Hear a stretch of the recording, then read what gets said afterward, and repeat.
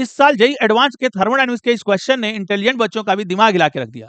बच्चों, एचसीवी की book fundamental होते हुए भी जेईई एडवांस के लिए इतनी रेलेवेंट इसीलिए है क्योंकि almost same question heat transfer वाले चैप्टर में क्वेश्चन नंबर 36 में दिया हुआ है और वो क्वेश्चन हमेशा से हर अच्छा टीचर अपनी क्लास में कराता रहा है, उनमें से मैं भी एक हूं। बच्चों, क्वेश्चन पढ़ने में लंबा है इसलिए समय लगेगा समझाने में, तो मैं इस शॉर्ट में आपको एक क्वेश्चन समझाता हूं, आप एक बार खुद से ट्राई करिएगा। बच्चों, क्वेश्चन में ये एक इंसुलेटेड कंटेनर दिया हुआ है और इसको दो पार्ट्स में यानी दो सेक्शंस में S1 और S2 में डिवाइड करता है ये पिस्टन P1। पिस्टन P1 बच्चों फिक्स्ड है और दोनों सेक्शंस में यानी दोनों चैम्बर्स में 1 मोल ऑफ मोनोएटॉमिक गैस भरी हुई है। Piston P2 free to move है, इधर से एटमॉस्फेरिक प्रेशर लगेगा और since piston P2 is free तो जो चैम्बर S2 है इसमें जो गैस रहेगी उसका प्रेशर भी हमेशा एटमॉस्फेरिक प्रेशर के बराबर रहेगा। इट मींस कि S2 के अंदर जो भी प्रोसेस होगा वो आइसोबैरिक होगा, इसमें प्रेशर कांस्टेंट रहेगा। इसमें क्या होगा बच्चों?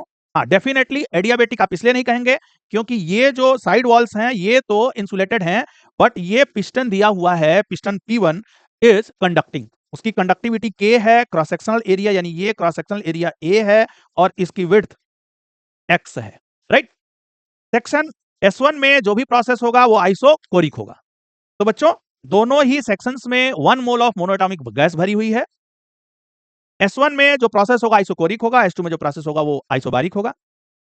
दिया हुआ है कि इसमें इनिशियली जो टेम्परेचर डिफरेंस है S1 और S2 में वो इनिशियली डेल्टा T नॉट है, ठीक।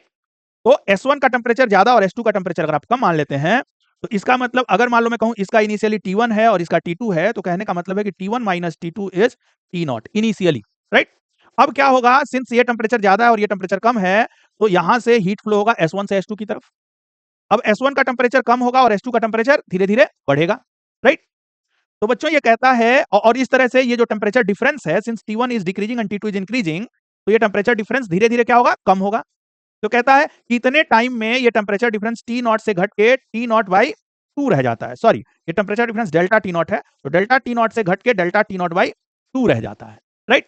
ये आपको टाइम बताना है और टाइम भी यहां एक्सप्रेशन के किसी एक्सप्रेशन के फॉर्म में दिया हुआ है जहां आपको n की वैल्यू बतानी है, ठीक है, n की वैल्यू बतानी है, राइट।